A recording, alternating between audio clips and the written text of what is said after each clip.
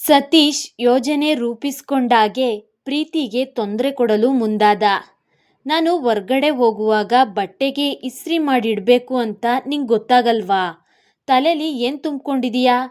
ಹೋಗಿ ಹೋಗಿ ನಿನ್ನಂಥ ದಡ್ಡಿನ ಮದುವೆ ಆದೆ ಅಲ್ವಾ? ಎಲ್ಲ ನನ್ನ ಕರ್ಮ. ಯಾವುದಕ್ಕೂ ಪ್ರಯೋಜನ ಇಲ್ಲ. ಬೇಕೆಂದೇ ಅವಳಿಗೆ ನೋವಾಗುವ ಹಾಗೆ ಮಾತನಾಡಿದ ಸತೀಶ್. ಈಗ ನಾನೇನು ತಪ್ಪು ಮಾಡಿದೆ ಅಂತ ಹೀಗೆಲ್ಲ ಮಾತಾಡ್ತಾ ಇದ್ದೀರಾ? ಇಸ್ತ್ರಿ ಮಾಡೋಕೆ ಕರೆಂಟ್ ಇರಲಿಲ್ಲ, ಬೇಕು ಅಂತ ನಾನೇನು ಮರ್ತಿಲ್ಲ. ಹೇಳಿದವಳ ಕಣ್ಣಲ್ಲಿ ನೀರು ತುಂಬಿತ್ತು. ಸಾಕು, ಮುಚ್ಚು ಬಾಯಿ. ಭಾರಿ ಎದುರು ಮಾತಾಡೋದನ್ನು ಕಲಿತ್ಬಿಟ್ಟಿದೀಯಾ? ಯಾರು, ನಿನ್ನ ತಂಗಿ ಹೇಳ್ಕೊಟ್ಲಾ? ಅವಳ ಮಾತು ಕೇಳಿ ನನ್ನ ಮುಂದೆ ಎದುರು ಮಾತಾಡಿದ್ಯೋ ನಿನ್ನ ಮುಖಕ್ಕೆ ಡೈವರ್ಸ್ ಬಿಸಾಕಿ ಹೋಗ್ತಾ ಇರ್ತೀನಿ ಅಷ್ಟೇ. ನಿನ್ನಂಥ ದಡ್ಡಿ ಜೊತೆ ಬಂಜೆ ಜೊತೆ ಬದುಕೋ ಕರ್ಮ ನಂಗ್ಯಾಕೆ? ಹೇಳಿದ ಸತೀಶ್ ಕೈಗೆ ಸಿಕ್ಕ ಬಟ್ಟೆ ಮೈಗೇರಿಸಿಕೊಂಡು ಹೊರನಡೆದ. ಅವನ ಮಾತು ಕೇಳಿ ಅಲ್ಲಿಯೇ ಕುಸಿದು ಕೂತು ಅತ್ತಳು ಪ್ರೀತಿ. ಅದೇ ಸಮಯಕ್ಕೆ ಫೋನ್ ಸದ್ದು ಮಾಡಿದಾಗ ಕಣ್ಣೊರೆಸಿಕೊಂಡು ಎದ್ದೋಗಿ ಯಾರೆಂದು ನೋಡಿದರೆ ಸ್ಕ್ರೀನ್ ಮೇಲೆ ಭೂಮಿ ಹೆಸರು ತೋರಿಸುತ್ತಿತ್ತು. ಅಕ್ಕ, ಎಲ್ಲೋಗಿದ್ದೆ? ಫೋನ್ ರಿಸೀವ್ ಮಾಡೋಕೆ ಯಾಕೆ ಇಷ್ಟೊತ್ತು ಮಾಡಿದೆ? ಫೋನ್ ಸ್ವೀಕರಿಸಿದ್ದು ನೋಡಿ ಮಾತಾಡಿದಳು ಭೂಮಿ. ಎಲ್ಲೋಗ್ಲಿ, ಇಲ್ಲೇ ಇದ್ದೆ. ಹೇಳಿದವಳ ದನಿಯಲ್ಲಿ ಸತ್ವವೇ ಇರಲಿಲ್ಲ. ಅಕ್ಕ, ನೀನು ಹುಷಾರಾಗಿದ್ದೀಯಾ ಅಲ್ವಾ? ವಾಯ್ಸ್ ಎಲ್ಲ ಒಂಥರ ಇದೆ, ಏನಾಯ್ತು ನಿಂಗೆ? ಅವಳ ದನಿ ಬದಲಾಗಿದ್ದು ನೋಡಿ ಕೇಳಿದಳು ಭೂಮಿ. ಭೂಮಿ, ನೀನ್ಯಾಕೆ ನನ್ನ ಬದುಕಿಸ್ದೆ ಕೇಳಿ ಬಿಕ್ಕಿ ಬಿಕ್ಕಿ ಅತ್ತಳು ಪ್ರೀತಿ. ಅಕ್ಕ, ಏನಾಯ್ತು ನಿಂಗೆ? ಯಾಕೆ ಅಳ್ತಾ ಇದ್ದೀಯಾ? ಪ್ಲೀಸ್ ಹೇಳಕ್ಕ, ಏನಾಯ್ತು? ಪ್ರೀತಿ ಅಳು ಕೇಳಿ ಅವಳಿಗೂ ಆತಂಕವಾಗಿತ್ತು. ಜೀವನ ಸಾಕು ಅನ್ನಿಸ್ಬಿಟ್ಟಿದೆ ಕಣೆ. ಮೊದಲೆಲ್ಲ ಪ್ರೀತಿಯಿಂದ ನೋಡ್ಕೊಳ್ತಾ ಇದ್ದ ನಿನ್ನ ಭಾವ ಈಗೀಗ ಮಾತಿಗೂ ಬೈತಾರೆ, ಮನಸ್ಸಿಗೆ ನೋವಾಗೋ ಹಾಗೆ ಮಾತಾಡ್ತಾರೆ. ಆಕ್ಸಿಡೆಂಟ್ ಆದಾಗ ಹೊಟ್ಟೆಲಿದ್ದ ಪಾಪು ಸತ್ತೋಯ್ತು. ಆಗ ಏನು ಹೇಳದೆ ನನ್ನ ಚೆನ್ನಾಗಿ ನೋಡ್ಕೊಳ್ತಾ ಇದ್ದ ನಿನ್ನ ಭಾವ ಇವತ್ತು ನನ್ನ ಬಂಜೆ ಅಂದ್ಬಿಟ್ರು. ತುಂಬ ನೋವಾಗ್ತಾ ಇದೆ ಭೂಮಿ. ನನಗೆ ಮುಂದೆ ಮಗು ಆಗೋದಿಲ್ವಾ? ಹಾಗೇನಾದರೂ ಇದ್ರೆ ನಿಜ ಹೇಳು ಭೂಮಿ, ಪ್ಲೀಸ್. ಅಳುತ್ತಲೇ ಹೇಳಿ ಮುಗಿಸಿದಳು ಪ್ರೀತಿ. ಖಂಡಿತ ನಿಂಗೆ ಮಗು ಆಗುತ್ತೆ ಅಕ್ಕ, ನನ್ನ ಮೇಲಾಣೆ. ನಾನು ಸುಳ್ಳು ಹೇಳ್ತಿಲ್ಲ. ನೀನು ಏನೇನೋ ಯೋಚನೆ ಮಾಡ್ತಾ ಇರಬೇಡ, ಎಲ್ಲ ಸರಿ ಹೋಗುತ್ತೆ ಹೇಳಿ ಅವಳನ್ನು ಸಮಾಧಾನಿಸಿದ ಭೂಮಿ ಸತೀಶನ ಬಗ್ಗೆ ಯೋಚಿಸುತ್ತಿದ್ದಳು. ನಿನ್ನ ಅಕೌಂಟ್ನಲ್ಲಿ ದುಡ್ಡಿದೆ ಅಂತ ಗೊತ್ತಾಗಿದ್ದಿನಿಂದ ನಿನ್ನ ಭಾವ ಈಗ ಆಡ್ತಾ ಇರೋದು ಭೂಮಿ. ನನಗೆಲ್ಲಿ ಡಿವೋರ್ಸ್ ಕೊಡ್ತಾರೋ ಅಂತ ತುಂಬ ಭಯ ಆಗ್ತಿದೆ. ಅವರೇನಾದರೂ ನನಗೆ ಡಿವೋರ್ಸ್ ಕೊಟ್ಟರೆ ಅದಕ್ಕೆ ನೀನೇ ಕಾರಣ. ನಿನ್ನ ಹೆಸರು ಬರೆದಿಟ್ಟೇ ನಾನು ಸಾಯ್ತೀನಿ. ಅಳುತ್ತಲೇ ಹೇಳಿ ಕರೆ ತುಂಡರಿಸಿದಳು ಪ್ರೀತಿ. ಭಾವನ ಜೊತೆ ಒಮ್ಮೆ ಮಾತಾಡಿ ನನ್ನ ಮೇಲೆ ಅವರಿಗೆ ನಂಬಿಕೆ ಇಲ್ಲ ಅಂದರೆ ಅಕೌಂಟ್ ಬುಕ್ ಎಂಟ್ರಿ ಮಾಡಿಸಿ ಅವರಿಗೆ ತೋರಿಸ್ಬೇಕು. ಆಗ ಆದರೂ ನನ್ನ ನಂಬ್ತಾರ ನೋಡಬೇಕು. ಅಪ್ಪನ ಅಕೌಂಟ್ನಲ್ಲಿಟ್ಟಿರೋ ದುಡ್ಡು ತೆಗೆದು ಭಾವನಿಗೆ ಕೊಡಬೇಕು. ಆಗ ಆದರೂ ಸ್ವಲ್ಪ ಸಮಾಧಾನ ಆಗ್ತಾರ ನೋಡಬೇಕು. ಯೋಚಿಸುತ್ತಾ ಕೂತಳು ಭೂಮಿ. ಯಾವುದಕ್ಕೂ ತವರು ಮನೆಯ ಕಡೆ ಹೋಗಿ ಬರಬೇಕೆಂದು ನಿರ್ಧರಿಸಿ ಮಹಿತ್ನ ಹುಡುಕುತ್ತಾ ಅವನಿದ್ದಲ್ಲಿ ಹೋಗಿ ಅವನ ಒಪ್ಪಿಗೆ ಪಡೆದು ಮಗುವನ್ನ ಬಿಟ್ಟು ತವರು ಮನೆಯ ಕಡೆ ಹೊರಟಳು. ಭೂಮಿ ಹೋದ ಸ್ವಲ್ಪ ಹೊತ್ತಿಗೆ ಮಹಿತ್ ಪೊಲೀಸ್ ಸ್ಟೇಷನ್ ಕಡೆ ಹೊರಟ. ಅಕ್ಕ, ಅಳಬೇಡ ಪ್ಲೀಸ್. ನಾನು ಬಂದಿದ್ದೀನಲ್ಲ, ಭಾವನ ಜೊತೆ ನಾನು ಮಾತಾಡ್ತೀನಿ. ನನಗೆ ಅಪ್ಪನ ಬ್ಯಾಂಕ್ ಬುಕ್ ಮತ್ತೆ ಚೆಕ್ ಬುಕ್ ಕೊಡು, ನಾನೊಮ್ಮೆ ಬ್ಯಾಂಕ್ಗೆ ಹೋಗಿ ಬರ್ತೀನಿ ಹೇಳಿದ ಭೂಮಿ ಪ್ರೀತಿನ ಸಮಾಧಾನ ಮಾಡಿ ವಸಂತ್ ಅವರ ಚೆಕ್ ಬುಕ್ಗೆ ಅವರ ಸಹಿ ಹಾಕಿಸಿಕೊಂಡು ಬ್ಯಾಂಕ್ ಕಡೆ ಹೊರಟಳು. ವಸಂತ್ ಅವರ ಖಾತೆಯಲ್ಲಿ ದುಡ್ಡಿಲ್ಲ ಅನ್ನೋದು ಗೊತ್ತಾದ ಭೂಮಿಗೆ ಆಘಾತವಾಯಿತು. ಬ್ಯಾಂಕ್ ಬುಕ್ ಎಂಟ್ರಿ ಮಾಡಿಸಿ ನೋಡಿದಾಗ ದುಡ್ಡು ಈಗಾಗಲೇ ಸತೀಶ್ ತೆಗೆದುಕೊಂಡಿರುವುದು ಗೊತ್ತಾಯಿತು. ಬ್ಯಾಂಕ್ನಿಂದ ನೇರವಾಗಿ ಮನೆಗೆ ಹೋದಾಗ ಸತೀಶ ಊಟಕ್ಕೆ ಕೂತಿದ್ದ. ಅವನನ್ನು ನೋಡಿ ಕೋಪ ಉಕ್ಕಿದರೂ ತಡೆದುಕೊಂಡು ಅವನ ಊಟ ಮುಗಿಯಲೆಂದು ಕಾದಳು. ಭೂಮಿ, ಕೈಕಾಲು ತೊಳೆದುಕೊಂಡು ಬಾ, ಊಟಕ್ಕೆ ಬಡಿಸ್ತೀನಿ ಪ್ರೀತಿ ಹೇಳಿದಾಗ, ಈಗ ಬೇಡ ಅಕ್ಕ, ಮೊದಲು ಭಾವನ ಊಟ ಮುಗಿಯಲಿ ಸತೀಶನ ನೋಡುತ್ತಾ ಹೇಳಿ ವಸಂತ್ ಅವರ ಪಕ್ಕ ಹೋಗಿ ಕೂತಳು. ಭೂಮಿಯ ಮುಖ ನೋಡಲು ಧೈರ್ಯ ಸಾಲದೆ ತಲೆ ಬಗ್ಗಿಸಿ ಕೂತಿದ್ದ ಸತೀಶ್ ಅವಳಲ್ಲಿ ಏನೊಂದೂ ಮಾತಾಡಲಿಲ್ಲ. ಅಪ್ಪ, ನೀವು ಊಟ ಮಾಡಿದ್ರಾ? ಹ್ಞೂ ಮಾಡಿದೆ. ನಿನ್ನ ಗಂಡ ಯಾಕೆ ಬರಲಿಲ್ಲ? ನೀನು ಆ ಮನೆಯಲ್ಲಿ ಖುಷಿಯಾಗಿದ್ದೀಯಾ ಅಲ್ವಾ ಕೇಳಿದರು ಭೂಮಿ ಅಪ್ಪ ವಸಂತ್. ಅವರು ನಿನ್ನೆ ರಾತ್ರಿ ಅಷ್ಟೇ ಫಾರಿನ್ನಿಂದ ಬಂದ್ರು ಅಪ್ಪ, ರೆಸ್ಟ್ ಮಾಡಲಿ ಅಂತ ಬಿಟ್ಬಂದೆ. ಭೂಮಿ ಹೇಳಿದಾಗ ಸಣ್ಣಗೆ ಬೆವರಿದ ಸತೀಶ್. ನಾನು ಆ ಮನೆಯಲ್ಲಿ ತುಂಬ ಖುಷಿಯಾಗಿದ್ದೀನಿ ಅಪ್ಪ, ನೀವು ನನ್ನ ಬಗ್ಗೆ ಯೋಚನೆ ಮಾಡಬೇಡಿ ಹೇಳಿದಳು ಭೂಮಿ. ಎಲ್ಲದಕ್ಕೂ ಪಡ್ಕೊಂಡು ಬಂದಿರಬೇಕು. ಎರಡನೇ ಸಂಬಂಧ ಮದುವೆ ಆದರೂ ನಿನ್ನ ಅದೃಷ್ಟ ನೋಡಿದರೆ ನನಗೆ ಹೊಟ್ಟೆ ಕಿಚ್ಚಾಗುತ್ತೆ ಭೂಮಿ. ನೀನು ಖುಷಿಯಾಗಿದ್ದೀಯಾ, ಆದರೆ ನನ್ನ ಅದೃಷ್ಟ ನೋಡು ಹೇಳಿ ಅಳುತ್ತಾ ಅಡುಗೆ ಮನೆಗೆ ಹೋದಳು ಪ್ರೀತಿ. ಇತ್ತೀಚೆಗೆ ಯಾಕೋ ನಿನ್ನ ಅಕ್ಕ ತುಂಬ ಸಪ್ಪಗಿರ್ತಾಳೆ, ಏನು ಅಂತ ಕೇಳಿದ್ರೂ ಹೇಳೋದಿಲ್ಲ. ಅಳಿಯಂದ್ರು ಅವಳನ್ನು ತುಂಬ ಚೆನ್ನಾಗಿ ಪ್ರೀತಿಯಿಂದ ನೋಡ್ಕೋತಾರೆ, ಆದರೂ ಅವಳಿಗೆ ಏನೋ ಕೊರತೆ ಇದ್ದ ಹಾಗೆ ಕಾಣುತ್ತೆ. ಮಗು ಬಗ್ಗೆ ಯೋಚನೆ ಮಾಡಿ ತಲೆ ಕೆಡಿಸ್ಕೊಂಡಿದ್ದಾಳೋ ಏನೋ ಗೊತ್ತಾಗ್ತಾ ಇಲ್ಲ. ಅದೇನು ಅಂತ ಒಮ್ಮೆ ನೀನೇ ಕೇಳು ವಸಂತ್ ಹೇಳಿದರು. ನಾನು ಕೇಳ್ತೀನಪ್ಪ, ನೀವು ತಲೆ ಕೆಡಿಸ್ಕೋಬೇಡಿ. ಬಾವಾ, ನಿಮ್ಮದು ಊಟ ಮುಗಿದಿದ್ರೆ ಸ್ವಲ್ಪ ಬನ್ನಿ, ನಿಮ್ಮಲ್ಲಿ ಮಾತಾಡೋದಿದೆ ಸತೀಶನ ನೋಡುತ್ತಾ ಹೇಳಿ ಪ್ರೀತಿ ಇದ್ದಲ್ಲಿ ಹೋದಳು ಭೂಮಿ. ಅಕ್ಕ, ಬಾವನ್ ಜೊತೆ ನಾನು ಮಾತಾಡ್ತೀನಿ, ನೀನು ಬೇಜಾರು ಮಾಡ್ಕೋಬೇಡ ಅಳುತ್ತಿದ್ದ ಪ್ರೀತಿಗೆ ಹೇಳಿ ಕೈ ತೊಳೆಯಲು ಬಂದ ಸತೀಶನಿಗೆ ಹಿತ್ತಲಿಗೆ ಬರಲು ಹೇಳಿದಾಗ ಪ್ರೀತಿ ಕಡೆಗೊಮ್ಮೆ ನೋಡಿ ಭೂಮಿ ಹಿಂದೆ ಹೋದನವ. ಅಪ್ಪನ ಮೆಡಿಸನ್ಗೆ ಬೇಕಾಗುತ್ತೆ ಅಂತ ಅಪ್ಪನ ಅಕೌಂಟಲ್ಲಿ ಸ್ವಲ್ಪ ದುಡ್ಡಿಟ್ಟಿದ್ದೆ, ನೀವು ಯಾರನ್ನ ಕೇಳಿ ಆ ದುಡ್ಡನ್ನು ತಗೊಂಡ್ರಿ ಬಾವಾ? ಭೂಮಿ ಕೇಳಿದಾಗ ಉತ್ತರಿಸಲಾಗದೆ ತತ್ತರಿಸಿದ ಸತೀಶ್. ಆ ದುಡ್ಡನ್ನು ನಿಮಗೆ ತೆಗೆದುಕೊಡೋಕ್ಕೆ ಅಂತ ಇವತ್ತು ಬ್ಯಾಂಕ್ಗೆ ಹೋಗಿದ್ದೆ, ಆಗ ಗೊತ್ತಾಯ್ತು. ನೀವು ದುಡ್ಡು ದುಡ್ಡು ಅಂತ ಅಕ್ಕನಿಗೆ ಯಾಕೆ ಹಿಂಸೆ ಮಾಡ್ತಿದ್ದೀರೋ ನಂಗೆ ಗೊತ್ತಾಗ್ತಾ ಇಲ್ಲ ಬಾವಾ. ನನ್ನ ಬ್ಯಾಂಕ್ ಬುಕ್ ನೋಡಿ, ಆಗ ಆದರೂ ನನ್ನಲ್ಲಿ ದುಡ್ಡಿಲ್ಲ ಅಂತ ನಿಮಗೆ ನಂಬಿಕೆ ಬರಬಹುದು. ಹಾಗೆ ಹೇಳಿ ಅವಳ ಬ್ಯಾಂಕ್ ಬುಕ್ ಅವನ ಕೈಗಿಟ್ಟಳು. ಬುಕ್ ತೆರೆದು ನೋಡಿದ ಸತೀಶನಿಗೂ ಭೂಮಿ ಸತ್ಯವನ್ನೇ ಹೇಳುತ್ತಿದ್ದಾಳೆ ಅನ್ನೋದು ಗೊತ್ತಾಯಿತು. ಹೀಗಾದರೂ ನಂಬಿಕೆ ಬಂತಾ ಬಾವಾ?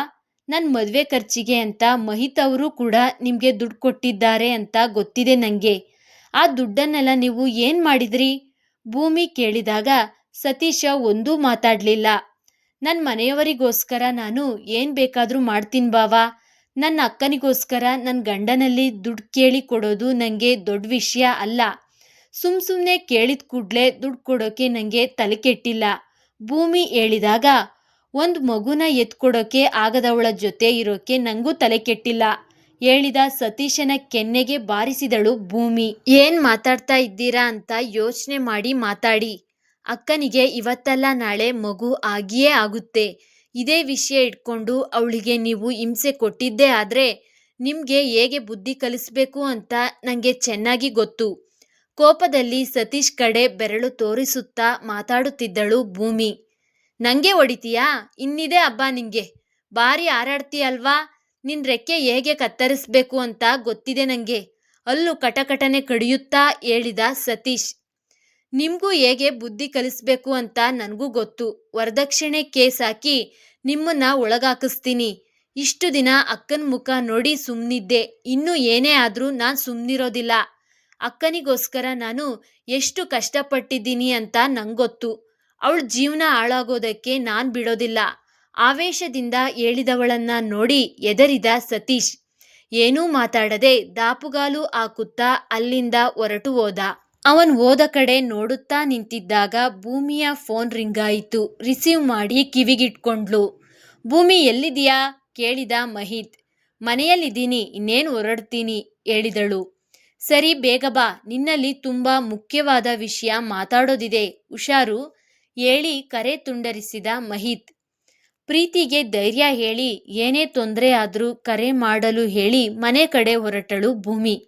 ಇತ್ತ ಅಕ್ಷತಾ, ಅನುಷಾ ಅವಾಗಿನಿಂದ ಬೆಲ್ ಮಾಡ್ತಿದ್ದಾರೆ, ಯಾರು ಅಂತ ನೋಡ್ಬಾರ್ದಾ? ಏನ್ ಮಾಡ್ತಿದ್ದೀರಾ ನೀವಿಬ್ರು? ಸೊಸೆಯಂದಿರನ್ನು ಕೂಗುತ್ತಲೇ ಮಹಿ ಮಗಳನ್ನ ಎತ್ತಿಕೊಂಡು ಹೋಗಿ ಬಾಗಿಲು ತೆರೆದರು ಜಯಲಕ್ಷ್ಮಿ. ಸೂಟ್ಕೇಸ್ ಜೊತೆ ಮನೆ ಬಾಗಿಲ ಮುಂದೆ ನಿಂತಿದ್ದವಳನ್ನ ನೋಡಿ ಗರ ಬಡಿದಂತೆ ನಿಂತುಬಿಟ್ರು ಜಯಲಕ್ಷ್ಮಿ. ಅತ್ತೆ, ಹೇಗಿದ್ದೀರಾ ಅತ್ತೆ ಕೇಳುತ್ತಾ ಜಯಲಕ್ಷ್ಮಿಯವರ ಕಾಲಿಗೆ ಬಿದ್ದು ನಮಸ್ಕಾರ ಮಾಡಿ ಮಗು ಹಿಡಿದು ನಿಂತಿದ್ದವರನ್ನು ಲಘುವಾಗಿ ಅಪ್ಪಿದಳು. ಜಯಲಕ್ಷ್ಮಿಯವರು ಕನಸೋ ನನಸೋ ಅನ್ನೋ ಭ್ರಮೆಯಲ್ಲಿ ಇನ್ನೂ ನೋಡುತ್ತಲೇ ನಿಂತಿದ್ದರು. ಅತ್ತೆ, ಯಾಕತ್ತೆ ಏನು ಮಾತಾಡ್ತಾ ಇಲ್ಲ? ನನ್ ಗುರ್ತು ಸಿಕ್ತಿಲ್ವಾ? ನಾನತ್ತೆ ಮೈತ್ರಿ ಬಂದಿದ್ದೀನಿ ಹೇಳಿದವಳನ್ನೇ ದಿಟ್ಟಿಸಿದರು ಜಯಲಕ್ಷ್ಮಿ. ನೀನು ಇಲ್ಲಿ ಹೇಗೆ? ಕೇಳಿದವರ ದನಿ ನಡುಗುತ್ತಿತ್ತು. ಅದೊಂದು ದೊಡ್ಡ ಕತೆ ಅತ್ತೆ, ಎಲ್ಲ ಹೇಳ್ತೀನಿ. ನನ್ ಒಳಗ್ ಕರೆಯೋದಿಲ್ವಾ? ತುಂಬಾ ಸುಸ್ತಾಗ್ತಾ ಇದೆ ಹೇಳಿದ ಮೈತ್ರಿ. ಅವರು ಒಳಗಡೆ ಹೋಗುವ ಮೊದಲೇ ಅವರನ್ನು ದಾಟಿಕೊಂಡು ಒಳ ನಡೆದಳು. ಮನೆಯಲ್ಲಿರೋ ಎಲ್ಲರೂ ಮೈತ್ರಿನ ನೋಡಿ ದಂಗಾಗಿದ್ದರು. ಮಾವ, ಅಕ್ಕ, ಬಾವ, ಅನುಷಾ, ಆದಿ ಹೇಗಿದ್ದೀರಾ ಎಲ್ಲ? ಮೈತ್ರಿ ಕೇಳಿದಾಗ ಯಾರೊಬ್ಬರೂ ಉತ್ತರಿಸ್ಲಿಲ್ಲ. ಎಲ್ಲರೂ ಅವಳ ಮುಖ ನೋಡುತ್ತಾ ಆಶ್ಚರ್ಯಗೊಂಡರು. ಅತ್ತೆ, ಮಹಿಯಲ್ಲಿ ಕಾಣಿಸ್ತಾ ಇಲ್ಲ. ಮಹಿ ಮಹಿ ಮಹಿತ್ನ ಹುಡುಕುತ್ತಾ ಅವಳ ಸೂಟ್ಕೇಸ್ ಎಳೆದುಕೊಂಡು ಮಹಿತ್ ಭೂಮಿ ರೂಮ್ ಕಡೆ ನಡೆದಳು ಮೈತ್ರಿ. ಜಯಲಕ್ಷ್ಮಿಯವರ ಕೈಯಲ್ಲಿದ್ದ ಮಗು ಒಮ್ಮೆಲೆ ಅಳಲು ಶುರು ಮಾಡಿದಾಗ ಮಹಿತ್ ರೂಮ್ ಸೇರಿಕೊಂಡಿದ್ದ ಮೈತ್ರಿಗೆ ತಕ್ಷಣ ಮಗು ನೆನಪಾಯಿತು. ಲಗೇಜ್ ರೂಮಲ್ಲಿ ಇಟ್ಟು ಮತ್ತೆ ಹೊರಗಡೆ ಓಡುವ ನಡಿಗೆಯಲ್ಲಿ ಹೋದವಳು ಜಯಲಕ್ಷ್ಮಿಯವರ ಕೈಯಲ್ಲಿದ್ದ ಮಗುವನ್ನ ಎತ್ತಿಕೊಂಡು ಮುದ್ದಾಡಲು ಶುರು ಮಾಡಿದಳು. ಯಾಕೋ ಕಂದ ಅಳೋದು? ಇಲ್ನೋಡು, ಅಮ್ಮ ಬಂದಿದ್ದೀನಿ ಬಂಗಾರ. ಸಾರಿ ಕಂದ, ಇನ್ನು ನಿನ್ನನ್ನ ಬಿಟ್ಟು ಎಲ್ಲಿಗೂ ಹೋಗೋದಿಲ್ಲ, ಪ್ರಾಮಿಸ್. ಮಗುವನ್ನ ಮುದ್ದಾಡುತ್ತಲೇ ಮತ್ತೆ ರೂಮ್ ಒಳಗೆ ಕರೆದೊಯ್ದಳು ಮೈತ್ರಿ. ಅಮ್ಮ, ಏನಿದೆಲ್ಲ? ಮಹಿಯಲ್ಲಿ? ಮೈತ್ರಿ ರೂಮ್ ಒಳಗಡೆ ಹೋಗಿದ್ದು ನೋಡಿ ಜಯಲಕ್ಷ್ಮಿಯವರಲ್ಲಿ ಕೇಳಿದ ಮಣಿಕಂಠ. ನಂಗೂ ಒಂದು ಗೊತ್ತಾಗ್ತಾ ಇಲ್ಲ. ಮಹಿ ಮನೆಯಲ್ಲಿಲ್ಲ, ಆಗ್ಲೇ ಎಲ್ಲೋ ಹೊರ್ಗಡೆ ಹೋಗಿ ಬರ್ತೀನಿ ಅಂತ ಹೋದ. ಭೂಮಿ ಅವಳ ಮನೆಗೆ ಹೋಗಿ ಬರ್ತೀನಿ ಅಂತ ಹೋಗಿದ್ದಾಳೆ ಹೇಳಿದ್ರವರು. ಈಗ ಭೂಮಿ ಬಂದು ಇವಳ್ಯಾರು ಅಂತ ಕೇಳಿದ್ರೆ ಏನ್ ಹೇಳೋದು? ಮಹಿ ಅಪ್ಪ ಪದ್ಮನಾಭ್ ಕೇಳಿದಾಗ ತಲೆ ಮೇಲೆ ಕೈ ಹೊತ್ಕೊಂಡ್ರು ಜಯಲಕ್ಷ್ಮಿ. ಸತ್ತು ಹೋಗಿರೋಳು ಮತ್ತೆ ಬರೋಕೆ ಹೇಗ್ ಸಾಧ್ಯ ಅತ್ತೆ ಕೇಳಿದಳು ಅಕ್ಷತಾ. ಸತ್ತು ಹೋಗಿದ್ದಾರೆ ಅಂತ ಬಾವ ಸುಳ್ಳು ಹೇಳಿರ್ಬೇಕು ಅಕ್ಕ. ಇಬ್ರು ಹೆಂಡ್ತಿರ ಮಧ್ಯೆ ಬಾವ ಯಾರನ್ನು ಉಳಿಸ್ಕೊಳ್ತಾರೆ ನೋಡ್ಬೇಕು ಹೇಳಿ ಮುಸಿ ಮುಸಿ ನಕ್ಕಳು ಅನುಷಾ. ಅವಳ ಗಂಡ ಆದರ್ಶ್ ಅವಳ ಕಡೆ ದುರುಗುಟ್ಟಿಕೊಂಡು ನೋಡಿದಾಗ ನಗುವುದ ನಿಲ್ಲಿಸಿದಳು ಅನುಷಾ. ಅಮ್ಮ, ಅಣ್ಣನಿಗೆ ಫೋನ್ ಮಾಡಿ ಮನೆಗೆ ಬರೋ ಕೇಳಿ. ಅತ್ತಿಗೆ ವಿಷಯದಲ್ಲಿ ಅಣ್ಣ ನಮ್ಗೆಲ್ಲ ಸುಳ್ಳು ಹೇಳಿದ್ದಾನ ಸತ್ಯ ಹೇಳಿದ್ದಾನ ಅಂತ ಗೊತ್ತಾಗುತ್ತೆ ಹೇಳಿದ ಆದರ್ಶ್. ಜಯಲಕ್ಷ್ಮಿಯವರು ಕೂಡಲೇ ಮಹಿತ್ಗೆ ಕರೆ ಮಾಡಿ ಎಲ್ಲಿದ್ದರೂ ಆದಷ್ಟು ಬೇಗ ಮನೆಗೆ ಬರಬೇಕೆಂದು ಹೇಳಿದರು. ಮನೆಯ ದಾರಿಯಲ್ಲೇ ಇದ್ದ ಮಹಿತ್ 5 ನಿಮಿಷದಲ್ಲಿ ಬರುವುದಾಗಿ ಹೇಳಿ ಕರೆ ತುಂಡರಿಸಿದ. ಅತ್ತೆ, ಇನ್ನೇನು ಭೂಮಿ ಕೂಡ ಬರಬಹುದು. ಅವಳು ಮೈತ್ರಿನ ನೋಡಿ ಹೇಗೆ ರಿಯಾಕ್ಟ್ ಮಾಡಬಹುದು ಅತ್ತೆ? ನೆನೆಸ್ಕೊಳ್ಳೋಕೆ ಯಾಕೋ ಬೇಜಾರಾಗ್ತಿದೆ. ಅನ್ಯಾಯವಾಗಿ ಭೂಮಿ ಜೀವನ ಹಾಳಾಗುತ್ತೇನೋ ಮನಸ್ಸಲ್ಲಿದ್ದ ಆತಂಕ ಹೊರಹಾಕಿದಳು ಅಕ್ಷತಾ. ಜಯಲಕ್ಷ್ಮಿಯವರು ಏನೂ ಹೇಳದೆ ಮೌನಕ್ಕೆ ಶರಣಾದರು. ಭೂಮಿಗೆ ಫೋನ್ ಮಾಡಿ ತವರು ಮನೇಲೇ ಉಳ್ಕೋ ಅಂತ ಹೇಳೋದು ಒಳ್ಳೆಯದು ಅಕ್ಕ. ಮಗುವಿನ ಎತ್ತ ತಾಯಿ ಮೈತ್ರಿ ಅಕ್ಕ ಇರುವಾಗ ಭೂಮಿಗೆ ಇಲ್ಲಿ ಇನ್ನೇನ್ ಕೆಲಸ ಹೇಳಿದಳು ಅನುಷಾ. ಆದಿ, ನಿನ್ನ ಹೆಂಡ್ತಿಗೆ ಸ್ವಲ್ಪ ಬಾಯಿ ಮುಚ್ಕೊಂಡಿರಕ್ಕೇಳು, ಆಮೇಲೆ ನಾನು ಬೈದೆ ಅಂತ ಹೇಳೋದು ಬೇಡ ಜಯಲಕ್ಷ್ಮಿ ಹೇಳಿದಾಗ ಆದಿ ಮತ್ತೆ ಮಡದಿಯಡಿ ನೋಡಿದರೆ ಅವಳು ಬೇರೆಲ್ಲೋ ನೋಡುತ್ತಾ ನಿಂತಿದ್ದಳು. ಅಮ್ಮ, ಮಹಿ ಬಂದ ಅನ್ಸುತ್ತೆ. ಹೊರಗಡೆ ಕಾರ್ ಸದ್ದಾದಾಗ ಮಹಿ ಅಣ್ಣ ಮಣಿಕಂಠ ಹೇಳಿದ. ಮಹಿ ಕಾರ್ ನಿಲ್ಲಿಸಿ ಮನೆ ಒಳಗಡೆ ಬರುವುದನ್ನೇ ಕಾಯುತ್ತಾ ನಿಂತ್ರೆಲ್ಲರೂ. ಅಮ್ಮ, ಏನಾಯ್ತು? ಯಾಕೆ ಫೋನ್ ಮಾಡಿ ಬೇಗ ಬರೋ ಕೇಳಿದ್ರಿ? ಮನೆ ಒಳಗಡೆ ಬರುತ್ತಿದ್ದಂತೆ ಜಯಲಕ್ಷ್ಮಿಯವರಲ್ಲಿ ಕೇಳಿದ ಮಹಿತ್. ಮೈತ್ರಿ ನಿಜವಾಗ್ಲೂ ಸತ್ತೋಗಿದ್ದಾಳಾ? ನೇರವಾಗಿ ಕೇಳಿಬಿಟ್ರವರು. ಅದು ಅಮ್ಮ, ಹೌದು. ಯಾಕೆ ಈಗ್ಯಾಕೆ ಇದನ್ನ ಕೇಳ್ತಾ ಇದ್ದೀರಿ? ತಡವರಿಸುತ್ತಾ ಕೇಳಿದ. ಅವನಿಗೆ ಉತ್ತರಿಸದೆ ಮಹಿತ್ ರೂಮ್ ಕಡೆ ನೋಡುತ್ತಾ ಮೈತ್ರಿನ ಜೋರಾಗಿ ಕೂಗಿ ಕರೆದರು ಜಯಲಕ್ಷ್ಮಿ. ಮೈತ್ರಿ ಹೆಸರು ಕೇಳಿದ್ದೆ ಬೆವರಿದ ಮಹಿತ್ನ ದೃಷ್ಟಿ ಅವನ ರೂಮ್ ಕಡೆ ಹೊರಳಿತ್ತು. ಮಗು ಹಿಡಿದುಕೊಂಡು ರೂಮ್ನಿಂದ ಹೊರಬರುತ್ತಿರೋ ಮೈತ್ರಿನ ನೋಡಿ ಬೆರಗಾದ ಮಹಿ ಉಗುಳು ನುಗ್ಗಿಕೊಂಡ. ಮಹಿನ ನೋಡಿದ್ದೆ ಓಡಿ ಬಂದು ಅವನನ್ನಪ್ಪಿ ಅವನೆದೆಗೆ ಒರಗಿದಳು ಮೈತ್ರಿ. ಆಗ್ತಾನೆ ಮನೆಯೊಳಗೆ ಬಂದ ಭೂಮಿ ಮಗು ಹಿಡಿದುಕೊಂಡು ಮಹಿನ ಅಪ್ಪಿಕೊಂಡಿರೋ ಹೆಣ್ಣನ್ನ ನೋಡುತ್ತಾ ನಿಂತಳು. ಅವಳು ಯಾರೆಂಬುದು ಭೂಮಿಗೆ ಗೊತ್ತಿರಲಿಲ್ಲ. ನಿಮ್ಮನ್ನ ಎಷ್ಟು ಮಿಸ್ ಮಾಡ್ಕೊಂಡೆ ಗೊತ್ತಾ ಮಹಿ? ಆದ್ರೆ ಇನ್ನು ನಿಮ್ಮನ್ನ ನನ್ನ ಮಗಳನ್ನ ಬಿಟ್ಟಿರೋಕೆ ಸಾಧ್ಯನೇ ಇಲ್ಲ ಅನಿಸಿ ಇಲ್ಲಿಗೆ ಬಂದ್ಬಿಟ್ಟೆ. ನಂಗೆ ನೀವು ಬೇಕು ಮಹಿ. ಅವನನ್ನ ಅಪ್ಪಿಕೊಂಡೇ ಕಣ್ಣೀರು ಸುರಿಸಿದಳು ಮೈತ್ರಿ. ಮೈತ್ರಿಯ ಮಾತು ಕೇಳಿದ ಭೂಮಿಯ ಕಂಗಳು ಕೂಡ ಕ್ಷಣದಲ್ಲೇ ಭರ್ತಿಯಾಯಿತು. ಇದೆಲ್ಲ ಏನು ಮಹಿ? ನೀನು ನಮ್ಮಲ್ಲಿ ಏನಂತ ಹೇಳಿದ್ದೆ? ಈಗಿಲ್ಲಿ ಆಗ್ತಿರೋದೇನು? ನೀನು ನಮ್ಮಲ್ಲಿ ಹೇಳಿದ್ದೆಲ್ಲ ಸುಳ್ಳಾ? ಯಾಕೀಗ್ ಮಾಡ್ದೆ ನೀನು? ಭೂಮಿಯ ಕಣ್ಣೀರು ನೋಡಿ ಮಹಿತ್ ಜೊತೆ ತುಸು ಜೋರಾಗಿ ಕೇಳಿದರು ಜಯಲಕ್ಷ್ಮಿ. ಅಮ್ಮ ಪ್ಲೀಸ್ ನನ್ ಮಾತ್ ಕೇಳಿ, ಇವಳು ಹೇಳ್ತಿರೋದೆಲ್ಲ ಸುಳ್ಳು. ಮೈತ್ರಿನ ಪಕ್ಕಕ್ಕೆ ಸರಿಸುತ್ತಾ ಭೂಮಿನ ನೋಡುತ್ತಾ ಹೇಳಿದ ಮಹಿತ್. ಸುಳ್ಳ? ಏನ್ ಸುಳ್ಳು? ನಾನೇನ್ ಸುಳ್ಳು ಹೇಳ್ದೆ ಮಹಿ? ಅಮಾಯಕಿಯ ಮುಖ ಹೊತ್ತು ಕೇಳಿದಳು ಮೈತ್ರಿ. ಮೈತ್ರಿ ಡೆಲಿವರಿ ಟೈಮ್ನಲ್ಲಿ ಸತ್ವೋದ್ಲು ಅಂತ ತಾನೇ ನೀನ್ ನಮ್ಗೆಲ್ಲ ಹೇಳಿದ್ದು. ಸತ್ವೋಗಿರಳು ಬದುಕಿ ಬರೋಕೆ ಹೇಗ್ ಸಾಧ್ಯ? ಇಷ್ಟು ದೊಡ್ಡ ಸುಳ್ಳು ಹೇಳೋಕೆ ನಿಂಗೆ ಮನಸ್ಸು ಹೇಗ್ ಬಂತು? ಕೇಳಿದ ಜಯಲಕ್ಷ್ಮಿಯವರ ಕಂಗಳು ಕೂಡ ಭೂಮಿ ಪರಿಸ್ಥಿತಿ ನೆನೆದು ಹಸಿಯಾಗಿತ್ತು. ವಾ ಮಹಿ ವಾ, ಬದುಕಿರುವಾಗಲೇ ನಂಗೆ ಸಮಾಧಿ ಕಟ್ಬಿಟ್ರಾ? ನಿಮ್ಮಿಂದ ನಾನಿದನ್ನ ನಿರೀಕ್ಷೆ ಮಾಡಿರ್ಲಿಲ್ಲ, ಹೇಳಿದ ಮೈತ್ರಿ ಜಯಲಕ್ಷ್ಮಿಯವರ ಬಳಿ ನಡೆದಳು. ಅತ್ತೆ, ಡೆಲಿವರಿ ಟೈಮಲ್ಲಿ ನಂಗೆ ಏನೂ ತೊಂದರೆ ಆಗಿರ್ಲಿಲ್ಲ. ದೇವರ ದಯೆಯಿಂದ ಎಲ್ಲ ಚೆನ್ನಾಗಿ ಆಗಿತ್ತು. ಮಹಿ ನನ್ನ ಚೆನ್ನಾಗಿ ನೋಡ್ಕೊಂಡಿದ್ರು ಕೂಡ. ಪಾಪುಗೆ 1 ತಿಂಗಳು ಆಗುವಾಗ ನನ್ನ ಆಫೀಸ್ನಿಂದ ಮತ್ತೆ ಡ್ಯೂಟಿಗೆ ಬರುವಂತೆ ಪ್ರೆಷರ್ ಹಾಕಿದ್ರು. ಪಾಪುನ ಬಿಟ್ಟು ಹೋಗೋ ಹಾಗೂ ಇರಲಿಲ್ಲ, ಕೆಲಸ ಬಿಡೋ ಹಾಗೂ ಇರಲಿಲ್ಲ. ಮಹಿ ಕೆಲಸಕ್ಕೆ ರಿಸೈನ್ ಮಾಡೋಕೆ ಹೇಳಿದ್ರು. ನಾನದಕ್ಕೆ ಒಪ್ಪಲಿಲ್ಲ. ಅದೇ ವಿಷಯವಾಗಿ ನಮ್ಮಿಬ್ಬರ ಮಧ್ಯೆ ಜಗಳ ಶುರು ಆಯಿತು. ದಿನಾ ಜಗಳ. ಅಷ್ಟು ಪ್ರೀತಿಯಿಂದ ಇದ್ದ ನಮ್ಮಿಬ್ಬರ ಮಧ್ಯೆ ಜಗಳ ಬರೋಕೆ ಪಾಪು ಕಾರಣ ಅಂತ ಪಾಪು ಮೇಲೂ ನಾನು ಸಿಟ್ಟು ಮಾಡ್ಕೊಂಡಿದ್ದೆ. ಪಾಪುನ ಸರಿಯಾಗಿ ಗಮನಿಸ್ತಾ ಇರಲಿಲ್ಲ. ಮಹಿ ಪಾಪುನ ನೋಡ್ಕೊಳ್ಳೋಕೆ ಬೇರೆ ಕೆಲಸದವರನ್ನ ಇಟ್ರು. ಆದರೂ ನಮ್ಮಿಬ್ಬರ ಜಗಳ ನಿಲ್ಲಿಲ್ಲ. ಮಹಿ ಯಾವಾಗಲೂ ಹೇಳ್ತಾ ಇದ್ರು, ನೀನೊಬ್ಳೇ ಇಲ್ಲಿರು, ನಾನು ಪಾಪು ಕರ್ಕೊಂಡು ಊರಿಗೆ ಹೋಗ್ತೀನಿ ಅಂತ. ಕೊನೆಗೂ ಹೇಳಿದ ಹಾಗೆ ಮಾಡೇ ಬಿಟ್ರು ಕೂಡ. ನಾನು ಕೂಡ ಇವ್ರ ಮೇಲಿನ ಸಿಟ್ಟಲ್ಲಿ ಮೊದಲು ಕೇರ್ ಮಾಡಲಿಲ್ಲ. ಮಹಿ ಊರಿಗೆ ಬಂದಮೇಲೆ ನನಗೆ ಆಫೀಸ್ ಕೆಲಸದ ಮೇಲೆ ಬೇರೆ ದೇಶಕ್ಕೆ ಹೋಗೋ ಚಾನ್ಸ್ ಸಿಕ್ಕಿತ್ತು. ಅದನ್ನು ಹೇಳೋಕೆ ಮಹಿಗೆ ಕಾಲ್ ಮಾಡಿದರೆ, ನನ್ನ ಪಾಲಿಗೆ ನೀನು ಸತ್ತೋಗಿದೀಯಾ, ಇನ್ನು ಕಾಲ್ ಮಾಡಬೇಡ ಅಂತ ಹೇಳಿದ್ರು. ನನಗೂ ಸಿಟ್ಟು ಬಂತು. ಮತ್ತೆ ಇವರಿಗೆ ಕಾಲ್ ಮಾಡೋದೇ ಬೇಡ ಅಂತ ಡಿಸೈಡ್ ಮಾಡಿದೆ. ಮತ್ತೊಂದು 5-6 ತಿಂಗಳು ಮಹಿಗೆ ಕಾಲ್ ಮಾಡೋಕೆ ಹೋಗಲಿಲ್ಲ. ಬೇರೆ ದೇಶದಲ್ಲಿ ಕೆಲಸದ ಒತ್ತಡ ಕೂಡ ಅಷ್ಟೇ ಇತ್ತು. ಕೆಲಸ ಎಷ್ಟೇ ಇದ್ರೂ ಮಹಿ ಮತ್ತೆ ಪಾಪು ನೆನಪಾಗದ ದಿನನೇ ಇಲ್ಲ. ಅವರಿಬ್ಬರನ್ನ ದೂರ ಮಾಡಿಕೊಂಡು ನಾನು ಯಾರಿಗಾಗಿ ದುಡಿತಾ ಇರೋದು ಅಂತ ಅನ್ನಿಸ್ತು.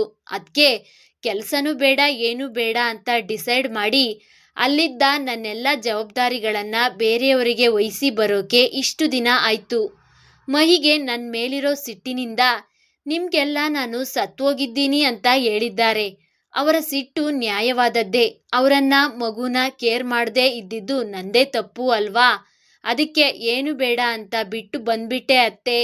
ಇನ್ಮೇಲೆ ಎಷ್ಟೇ ಕಷ್ಟ ಆದರೂ ಸರಿ, ನನ್ನ ಗಂಡನನ್ನ ನನ್ನ ಮಗಳನ್ನ ಬಿಟ್ಟು ನಾನು ಎಲ್ಲಿಗೂ ಹೋಗೋದಿಲ್ಲ. ನಾನು ಮಾಡಿದ ತಪ್ಪನ್ನ ನೀವೆಲ್ಲರೂ ಮನಸ್ಸಲ್ಲಿ ಇಟ್ಕೊಳ್ಳದೆ ನನ್ನ ಕ್ಷಮಿಸ್ಬಿಡಿ. ಗಂಡ ಮಗಳು ಬೇಕು ಅಂತ ಬಂದಿದ್ದೀನಿ. ಅವರಿಬ್ಬರಿಂದ ದಯವಿಟ್ಟು ನನ್ನ ನೀವ್ಯಾರೂ ದೂರ ಮಾಡಬೇಡಿ, ಹೇಳಿದ ಮೈತ್ರಿ ಅಲ್ಲಿಯೇ ನೆಲದ ಮೇಲೆ ಕುಸಿದು ಕೂತು ಜೋರಾಗಿ ಅತ್ತಳು. ಸಾಕ್ ನಿಲ್ಸು ನಿನ್ನ ನಾಟಕನ. ನೀನು ಏನೇ ಹೇಳಿದ್ರು ಇವರೆಲ್ಲ ನಂಬ್ತಾರೆ ಅಂತ ನಿಂಗೆ ಚೆನ್ನಾಗಿ ಗೊತ್ತು. ಅದಕ್ಕೆ ಎಲ್ಲವನ್ನು ಪ್ಲಾನ್ ಮಾಡ್ಕೊಂಡೇ ಬಂದಿದೀಯಾ ಅಲ್ವಾ? ಅಮ್ಮ, ಇವಳು ಹೇಳ್ತಿರೋದೆಲ್ಲ ಸುಳ್ಳು.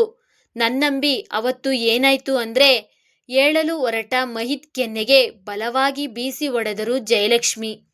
ಸಾಕು, ಮುಚ್ಚು ಬಾಯಿ. ನೀನು ನಮ್ಮನ್ನ ಇಷ್ಟು ದಿನ ಸುಳ್ಳು ಹೇಳಿ ನಂಬಿಸಿದ್ದು ಸಾಕು. ಗಂಡ ಹೆಂಡತಿ ಮಧ್ಯೆ ಒಂದು ಮಾತು ಬರುತ್ತೆ ಹೋಗುತ್ತೆ. ಅದನ್ನ ದೊಡ್ಡದು ಮಾಡಿ ತಾಯಿ ಮಗುನ ಬೇರೆ ಮಾಡ್ದೆ ಅಲ್ವಾ? ನಿಂಗೆ ಚೂರು ಪಶ್ಚಾತ್ತಾಪ ಇಲ್ವಾ? ನಿನ್ನನ್ನ ನನ್ನ ಮಗ ಅಂತ ಹೇಳ್ಕೊಳ್ಳೋಕ್ಕೆ ನನಗೆ ನಾಚಿಕೆ ಆಗ್ತಿದೆ. ನಿನ್ನ ಮೇಲೆ ತುಂಬ ಒಳ್ಳೆಯ ಅಭಿಪ್ರಾಯ ಇತ್ತು ಮಹಿ. ಇವತ್ತು ಅದೆಲ್ಲವನ್ನು ನೀನು ಕಳ್ಕೊಂಡ್ಬಿಟ್ಟೆ. ಹೀಗೆ ಅಂತ ಒಂದು ಮಾತು ನನ್ನಲ್ಲಿ ಹೇಳಿದ್ದಿದ್ರೆ ಇಷ್ಟೆಲ್ಲ ಆಗೋದಕ್ಕೆ ನಾನು ಬಿಡ್ತಾನೇ ಇರಲಿಲ್ಲ. ನಿನ್ನಿಂದಾಗಿ ತಾಯಿ ಮಗು ಇಷ್ಟು ದಿನ ದೂರ ಇರೋ ಆಗಾಯ್ತಲ್ಲ. ಛೇ, ಆ ಪಾಪ ನಿನ್ನನ್ನು ಸುಮ್ಮನೆ ಬಿಡುತ್ತಾ? ಆವೇಶದಲ್ಲಿ ನುಡಿದರು ಜಯಲಕ್ಷ್ಮಿ. ಮಗನ ಮಾತು ಕೇಳುವ ವ್ಯವಧಾನ ಅವರಿಗೆ ಇರಲಿಲ್ಲ. ಮಹಿನ ಅವರಾಗಲೇ ಅಪರಾಧಿ ಸ್ಥಾನದಲ್ಲಿ ನಿಲ್ಲಿಸಿ ಆಗಿತ್ತು. ಅಮ್ಮ ಪ್ಲೀಸ್, ಹೇಳಿದ ಮಹಿತ್ಗೆ ಮುಂದೆ ಮಾತಾಡದಂತೆ ಅಂಗೈ ಅಡ್ಡ ಹಿಡಿದರು ಜಯಲಕ್ಷ್ಮಿ. ನೀನೇನು ಮಾತಾಡಬೇಡ. ನಿನ್ನ ಮಾತು ಕೇಳೋಕೆ ನನಗೆ ಯಾವ ಆಸಕ್ತಿನೂ ಇಲ್ಲ. ನಿನ್ನ ನಂಬಿದ್ದಕ್ಕೆ ಇಷ್ಟು ದಿನ ನಮಗೆಲ್ಲ ಮೋಸ ಮಾಡಿದ್ದು ಸಾಕು ಹೇಳಿದ ಜಯಲಕ್ಷ್ಮಿ ಭೂಮಿನ ಕಡೆಗೊಮ್ಮೆ ನೋಡಿ ಅವಳಿಗೆ ಏನು ಹೇಳಬೇಕೋ ಗೊತ್ತಾಗದೆ ಅಲ್ಲಿಂದ ನಡೆದರು. ಅಪ್ಪ ಪ್ಲೀಸ್, ನೀವಾದರೂ ನನ್ನ ಮಾತು ಕೇಳಿ. ಅಣ್ಣ, ಅದ್ಕೆ ಪ್ಲೀಸ್. ಅವನ ಮಾತು ಕೇಳಲು ಯಾರೂ ಕೂಡ ತಯಾರಿರಲಿಲ್ಲ. ಅನುಷ ಮಾತ್ರ ಒಳಗೊಳಗೆ ನಕ್ಕರೆ ಉಳಿದವರೆಲ್ಲ ಭೂಮಿ ಕಡೆ ಮರುಕದಿಂದ ನೋಡಿ ಅಲ್ಲಿಂದ ನಡೆದ್ರು. ಭೂಮಿ ಪ್ಲೀಸ್ ಭೂಮಿ, ನೀನಾದ್ರೂ ನನ್ನ ನಂಬ್ತೀಯಾ ಅಲ್ವಾ? ಶಿಲೆಯಂತೆ ನಿಂತಿದ್ದ ಭೂಮಿಯ ಭುಜ ಹಿಡಿದು ಕೇಳಿದ ಮಹಿ. ಆಗ್ಲೇ ಮೈತ್ರಿ ಭೂಮಿನ ನೋಡಿದ್ದು. ಕಣ್ಣೊರೆಸಿಕೊಂಡು ಎದ್ದು ನಿಂತ ಮೈತ್ರಿ ಭೂಮಿ ಮಹಿ ಇದ್ದಲ್ಲಿ ನಡೆದು ಇದ್ಯಾರು ಮಹಿ ಕೇಳಿದಳು. ಅವಳ ಕಡೆ ದುರುಗುಟ್ಟಿಕೊಂಡು ನೋಡಿದ ಮಹಿ, ನನ್ನ ಹೆಂಡ್ತಿ ಆಗೇಳಿದ್ದು ಇಡೀ ಮನೆ ಪ್ರತಿಧ್ವನಿಸಿತು. ಏನು ಹೆಂಡ್ತಿನಾ? ಮತ್ ನಾನ್ಯಾರು ಹಾಗಾದ್ರೆ? ನಾನು ಬದುಕಿರುವಾಗಲೇ ಇನ್ನೊಂದು ಮದುವೆ ಆದ್ರ ಮಹಿ? ನೀವು ಹೀಗೆ ಮಾಡ್ತೀರಾ ಅಂತ ನಾನು ಅಂದ್ಕೊಂಡಿರ್ಲಿಲ್ಲ. ನಂಗೆ ಮೋಸ ಮಾಡಿದ್ರಿ ಮಹಿ. ನಾನು ಯಾರಿಗೋಸ್ಕರ ಬದುಕ್ಲಿ? ಇನ್ನೊಂದು ಕ್ಷಣನೂ ನಾನು ಬದುಕಿರಲ್ಲ. ನೀವು ನಿಮ್ಮ ಹೊಸ ಹೆಂಡತಿ ಜೊತೆ ಚೆನ್ನಾಗಿರಿ. ನಾನು ನನ್ನ ಮಗಳು ನಿಮ್ಗೆ ಅಡ್ಡಿ ಆಗಲ್ಲ. ಹಾಗೇಳಿದ ಮೈತ್ರಿ ಅಳುತ್ತಲೇ ಮಗುವನ್ನ ಎತ್ತಿಕೊಂಡು ಮಹಿ ರೂಮ್ಗೆ ನಡೆದು ಬಾಗಿಲು ಮುಚ್ಚಿದಳು. ಮೈತ್ರಿ ಮಗು ಹಿಡಿದುಕೊಂಡು ರೂಮ್ಗೆ ಓಡಿದ್ದನ್ನ ನೋಡಿ ಮಹಿತ್ ಭೂಮಿ ಗಾಬರಿಯಾದ್ರವರು. ಚೂರು ತಡ ಮಾಡದೆ ಇಬ್ರು ರೂಮ್ ಕಡೆ ಓಡಿದರು. ಮೈತ್ರಿ ಡೋರ್ ಓಪನ್ ಮಾಡು, ಮಗುನ್ ಕೊಡು, ಬಾಗಿಲು ಬಡಿಯುತ್ತಾ ಹೇಳಿದ ಮಹಿ. ಪ್ಲೀಸ್ ಬಾಗಿಲು ತೆಗೆಯಿರಿ, ಭೂಮಿ ಕೂಡ ಹೇಳಿದಳು. ಮಗು ಹಿಡಿದುಕೊಂಡು ಕಾಲ್ ಮೇಲೆ ಕಾಲ್ ಹಾಕಿಕೊಂಡು ತುಟಿ ಕೊಂಕಿಸಿ ನಗುತ್ತಿದ್ದ ಮೈತ್ರಿಗೆ ಅವಳ ಸ್ವಾರ್ಥವೇ ಮುಖ್ಯವಾಗಿತ್ತು. ಅವಳು ಮಗು ಹಿಡಿದುಕೊಂಡು ಓಡಿದ್ರಿಂದ ಎದರಿಕೊಂಡ ಮಗು ಕೂಡ ಅಳಲು ಶುರು ಮಾಡಿತ್ತು. ಪ್ಲೀಸ್ ಮಹಿ, ಡೋರ್ ಓಪನ್ ಮಾಡೋ ಕೇಳಿ, ಪಾಪು ಅಳ್ತಿದೆ, ಅಳುತ್ತಲೇ ಹೇಳಿದಳು ಭೂಮಿ. ಭೂಮಿ ಮಹಿ ಮಾತ್ ಕೇಳಿ ಮನೆಯವರೆಲ್ಲ ಮಹಿತ್ ರೂಮ್ ಹೊರಗೆ ಜಮಾಯಿಸಿದ್ದರು. ಮೈತ್ರಿ ಬಾಗಿಲು ತೆಗಿ, ಮಗು ಅಳ್ತಿದ್ದಾಳೆ, ಅವಳಿಗೆ ಭಯ ಆಯ್ತು ಅನ್ಸುತ್ತೆ, ಜಯಲಕ್ಷ್ಮಿಯವರು ಹೇಳಿದ್ರು. ಅವಳು ಬಾಗಿಲು ತೆಗೆಯಲಿಲ್ಲ. ಮಹಿ, ನಂಗೆ ಮೋಸ ಮಾಡ್ದೆ ಅಲ್ವಾ? ನೀನ್ ಅದೇಗೆ ನಿನ್ ಹೊಸ ಹೆಂಡತಿ ಜೊತೆ ಆರಾಮಾಗಿರ್ತೀಯೋ ನಾನು ನೋಡ್ತೀನಿ, ಅವಳಷ್ಟಕ್ಕೆ ಹೇಳಿಕೊಂಡಳು ಮೈತ್ರಿ. ಪಾಪು ಜೋರಾಗಿ ಅಳ್ತಿದ್ದಾಳೆ ಅತ್ತೆ, ಅವ್ರ ಹತ್ರ ಬಾಗಿಲು ತೆಗಿಯೋ ಕೇಳಿ ಪ್ಲೀಸ್. ಜಾಸ್ತಿ ಹತ್ರೆ ಪಾಪುಗೆ ಉಸಿರುಗಟ್ಟುತ್ತೆ, ಅಳುತ್ತಾ ಹೇಳಿದ ಭೂಮಿನ ನೋಡಿ ಮರುಕಪಟ್ಟರು ಜಯಲಕ್ಷ್ಮಿ. ಅಳ್ಬೇಡ ನೀನು, ಅವಳ ಪಾಪು ಅವಳಿಗೂ ಗೊತ್ತಿರುತ್ತೆ ಮಗುನ ಜಾಸ್ತಿ ಅಳಿಸ್ಬಾರ್ದು ಅಂತ. ಬಾಗಿಲು ತೆಗಿ ಮೈತ್ರಿ, ಹೇಳಿದ್ದು ಕೇಳಿಸ್ತಾ ಇಲ್ವಾ ನಿಂಗೆ? ಹೇಳಿ ಜಯಲಕ್ಷ್ಮಿಯವರು ಬಾಗಿಲು ಬಡಿಯುತ್ತಾ ಇದ್ರೆ ಅವರ ಮಾತು ಕೇಳಿದ ಭೂಮಿ ಅಲ್ಲಿಂದ ಸರಿದು ಹೋದ್ಲು. ನಿಮ್ ಮಗ ನಂಗೆ ಮೋಸ ಮಾಡ್ಬಿಟ್ರು ಅತ್ತೆ, ನಾನೇಕೆ ಬದುಕ್ಲಿ ಹೇಳಿ? ನನ್ನಿಂದ ನನ್ನ ಮಗುವಿನಿಂದ ಅವರಿಗೆ ತೊಂದರೆ ಆಗೋದು ಬೇಡ. ಅವರು ಅವ್ರ ಹೊಸ ಹೆಂಡತಿ ಜೊತೆ ಚೆನ್ನಾಗಿರ್ಲಿ. ನಂಗೂ ನನ್ನ ಮಗಳಿಗೂ ಈ ಭೂಮಿ ಮೇಲೆ ಋಣ ತೀರ್ತು ಅತ್ತೆ, ದಯವಿಟ್ಟು ನನ್ನನ್ನು ಕ್ಷಮಿಸ್ಬಿಡಿ. ನನ್ನ ಗಂಡನನ್ನ ಇನ್ನೊಬ್ಳು ಜೊತೆ ಹಂಚ್ಕೊಳ್ಳೋ ದೊಡ್ಡ ಮನಸ್ಸು ನನಗಿಲ್ಲ, ಅದಕ್ಕಿಂತ ಸಾಯೋದೇ ಮೇಲು, ಅಳುವಂತೆ ನಟಿಸಿ ಹೇಳಿದಳು ಮೈತ್ರಿ. ಬಾಗ್ಲು ತೆಗಿ, ನೀನು ನಿನ್ನ ನಾಟಕ ಎಲ್ಲ ನಿಲ್ಲಿಸ್ತೀಯಾ? ನನ್ನ ಮಗುನ ಕೊಡಿಲಿ, ನೀನ್ ಬೇಕಿದ್ರೆ ಸಾಯಿ, ನಂಗೇನು?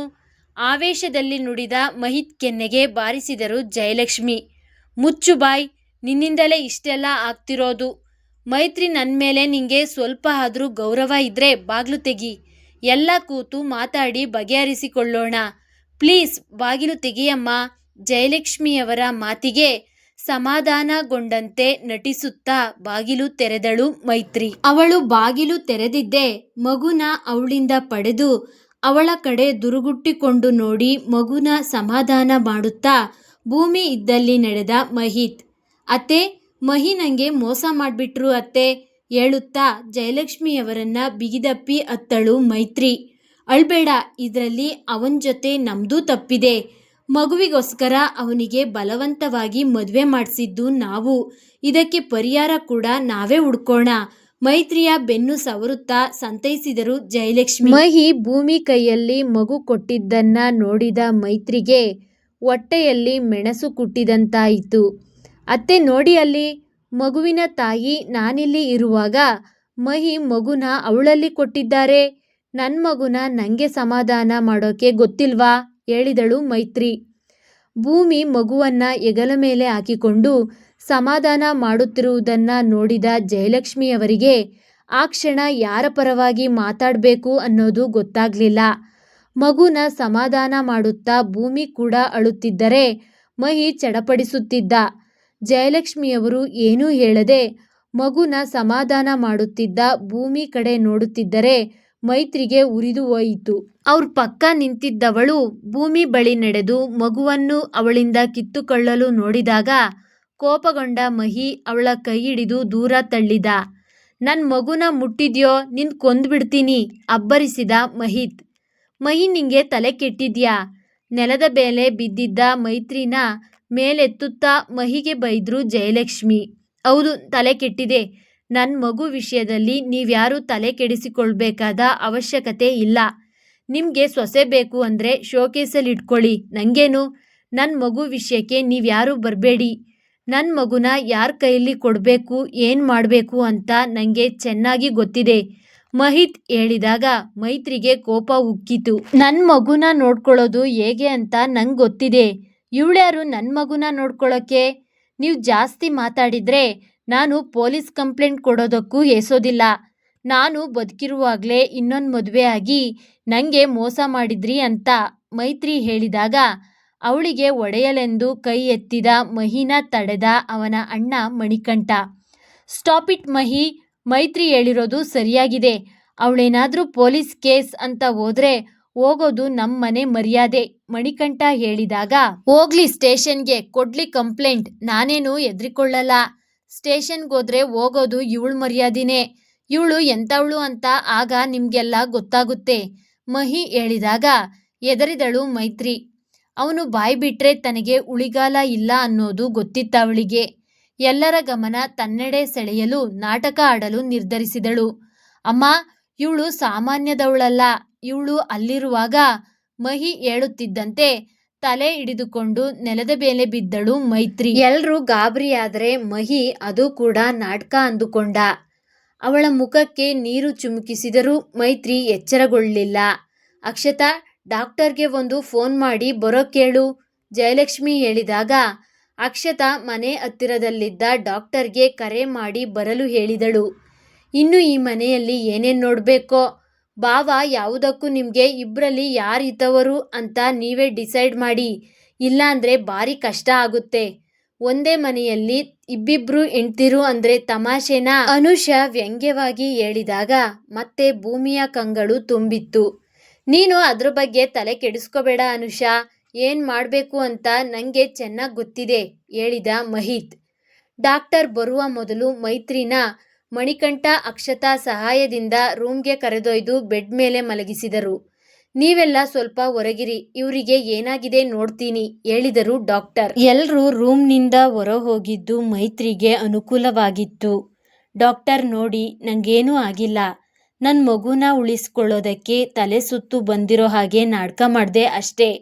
ಇಲ್ಲ ಅಂದರೆ ನನ್ನ ಮಗುನ ನನ್ನಿಂದ ದೂರ ಮಾಡ್ತಾರೆ ಡಾಕ್ಟರ್. ನನ್ನ ಗಂಡ ನನಗೂ ಹೇಳ್ದೆ ಬೇರೆ ಮದುವೆ ಆಗಿದ್ದಾರೆ. ಅದ್ರ ಜೊತೆ ನನ್ನ ಮಗುವನ್ನು ಕೂಡ ನನಗೆ ಕೊಡ್ತಿಲ್ಲ. ಕೇಳಿದ್ದಕ್ಕೆ ಒಡೆಯೋಕ್ಕೆ ಬರ್ತಾರೆ. ನನಗೆ ನನ್ನ ಮಗು ಬೇಕು ಡಾಕ್ಟರ್, ಅದಕ್ಕೆ ನಾಟಕ ಮಾಡಿದೆ, ದಯವಿಟ್ಟು ಕ್ಷಮಿಸಿ. ಡಾಕ್ಟರ್ ಮುಂದೆ ಕಣ್ಣೀರು ಸುರಿಸಿದಳು ಮೈತ್ರಿ. ಅವಳ ಕಣ್ಣೀರಿಗೆ ಅವರು ಕೂಡ ಕರಗಿದ್ರು. ಸರಿ, ಈಗ ನಾನೇನು ಮಾಡಲಿ? ಡಾಕ್ಟರ್ ಕೇಳಿದ್ದು ಕೋಟಿ ರೂಪಾಯಿ ಲಾಭವಾದಷ್ಟು ಖುಷಿಯಾಯಿತು ಮೈತ್ರಿಗೆ. ಏನಿಲ್ಲ ಡಾಕ್ಟರ್, ನನಗೆ ಟೆನ್ಷನ್ ಆದರೆ ಪದೇ ಪದೇ ಹೀಗೆ ತಲೆ ಸುತ್ತು ಬರುತ್ತೆ ಅಂತ ಹೇಳ್ಬಿಡಿ. ಪದೇ ಪದೇ ಹೀಗಾದರೆ ತೊಂದರೆ ಅಂತಾನೂ ಹೇಳ್ಬಿಡಿ, ಅಷ್ಟು ಸಾಕು. ಮೈತ್ರಿ ಹೇಳಿದ್ದಕ್ಕೆ ಡಾಕ್ಟರ್ ಕೂಡ ಒಪ್ಪಿಕೊಂಡು ಸುಳ್ಳು ಹೇಳಲು ಮುಂದಾದ್ರು. ಮನೆಯವರ ಮುಂದೆ ಅವಳು ಹೇಳಿಕೊಟ್ಟಂತೆ ಹೇಳಿದ ಡಾಕ್ಟರ್, ಈಗ ಇಂಜೆಕ್ಷನ್ ಕೊಟ್ಟಿದ್ದೀನಿ, ಇನ್ನೊಂದು ಅರ್ಧ ಗಂಟೆ ಬಿಟ್ಟು ಪ್ರಜ್ಞೆ ಬರುತ್ತೆ. ಪದೇ ಪದೇ ಈ ಥರ ಆದರೆ ಇವರ ಪ್ರಾಣಕ್ಕೆ ಅಪಾಯ, ಹುಷಾರಾಗಿ ನೋಡಿಕೊಳ್ಳಿ, ಎಚ್ಚರಿಸಿ ಮನೆಯಿಂದ ಹೊರಟರು ಡಾಕ್ಟರ್. ಜಯಲಕ್ಷ್ಮಿಯವರು ಕೋಣೆಯಿಂದ ಹೊರ ನಡೆದು ಮಹಿ ಭೂಮಿ ಮುಂದೆ ಹೋಗಿ ನಿಂತರು.